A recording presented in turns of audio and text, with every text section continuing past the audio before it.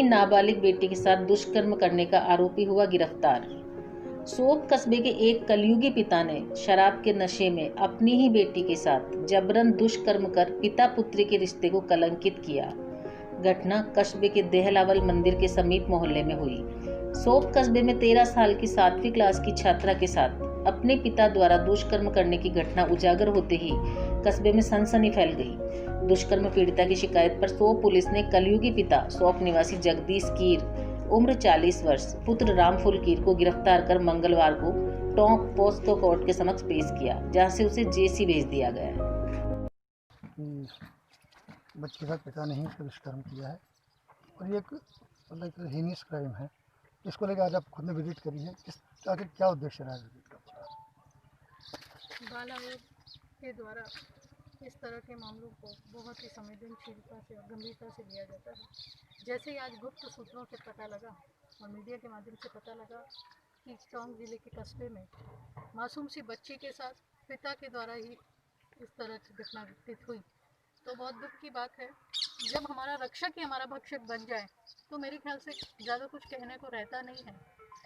मात्र यहाँ आने का उद्देश्य था बच्ची से मिलना, बच्ची के परिवारजनों से मिलना और उसको ये विश्वास दिलाना कि वो अपना सामान्य जीवन जिए और अपनी पढ़ाई को सुचारू रखे। और हमारे यहाँ से प्रशासन के द्वारा और स्वास्थ्य विभाग के द्वारा बच्ची को साथ पूरी तरह सहयोग मिल रहा है कि नहीं मिल रहा, और बच्ची की बात सुनी जा रही है कि नहीं जा रही, मुख्य उद्देश्य ये रहा। तथा मैं कहना चाहूँगी कि बच्ची जो है अभी थोड़े समय पहले ऐसी ही एक वारदात अलवर में भी हुई।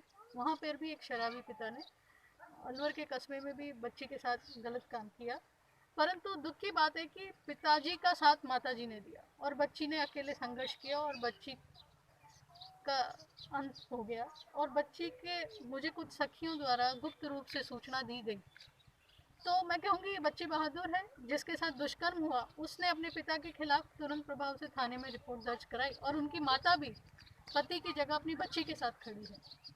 तो मैं पूरा विश्वास दिलाती हूँ इस बच्ची की शिक्षा इसी तरह से आगे रखी जाएगी। और बच्ची से अभी मैंने बातचीत की, बच्ची को सामान्य करने की कोशिश की। बच्ची ने बताया कि मैं बड़ी होकर अध्यापिका बनना चाहती हूँ और पढ़ाई अपनी आगे बढ़ाना चाहती हूँ, और मेरा पिता जो है एक शराबी किस्म का था जो रोज़ मारपीट करता था भाई बहनों के साथ और माता के साथ। दुख की बात है। मैं तो कहना चाहूँगी कि हमारी ये जो बच्चियाँ हैं वो ओस की बूंद जैसी होती हैं, और कहा जाता है कि स्पर्श खुरदरा हो तो रोती है बेटियाँ।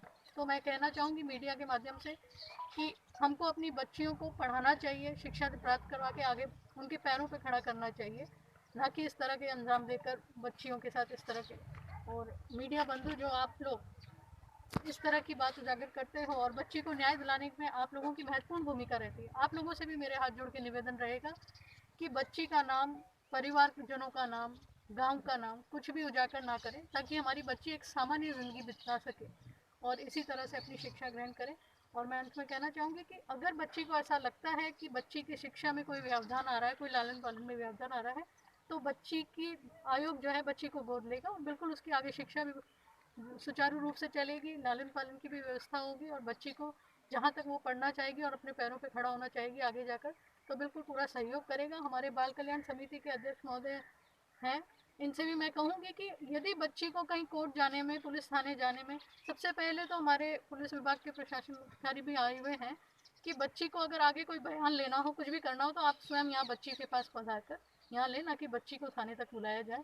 और अगर बच्ची को कोर्ट में जाने के लिए या कहीं पे पहुंचने के लिए कोई सपोर्ट पर्सन की आवश्यकता रहेगी, तो उसके लिए भी मैं बाल कल्याण समिति को आदेशित करूंगी कि एक सपोर्ट पर्सन भी उसके लिए करा जाए। देखिए, सरकार लगातार प्रयास कर रही है, बाल संरक्षण आयोग लगातार प्रयास कर रहा है, एनजीओ लगातार प्रयास कर रहे हैं कि बच्चों को गुड टच बैड टच को लेकर जो है कैंपेन चलाया है। और लगता है कि उसके बाद बच्चे जागरूक हुए हैं, या अभी कुछ और ज़्यादा बच्चों को जागरूक करने की ज़रूरत है इस मामले में? नहीं, अभी और भी ज़्यादा बच्चों को जागरूक करने की आवश्यकता है। जिस तरह से एक आयोग अभियान चला रहा है प्रत्येक गांव ढाणी जिलों में गुड टच बैड टच सुरक्षित असुरक्षित स्पर्श के बारे में, तो इसके लिए और जागरूकता की आवश्यकता है। एनजीओ के माध्यम से, सरकार के माध्यम से, और वहाँ के गांव ढाणे, और जागरूकता सिर्फ बच्चों तक नहीं, उनके माता पिता को, उनके माता पिता में भी जागरूकता लाने की आवश्यकता है कि वो किस तरह का वातावरण, स्वस्थ वातावरण, स्वच्छ वातावरण हमारी बच्चियों को दे।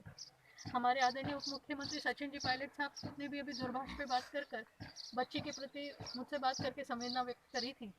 और हमारी सरकार भी बहुत गंभीर है और हमारे इसी के लिए हम प्रयासरत हैं हमारे गैर सरकारी संस्थानों के साथ और आयोग व सरकार के साथ मिलकर हम इस तरह का जागरूकता अभियान चलाएं। उस गांव ढाणी में बैठे हुए ब्लॉक में बैठे हुए बच्चों तक पहुँचे, उनके माता पिता तक पहुँचे और कोशिश करें कि ये जो आंकड़े हमारे सामने आए दिन निकल कर आ रहे हैं उसमें हम लगाम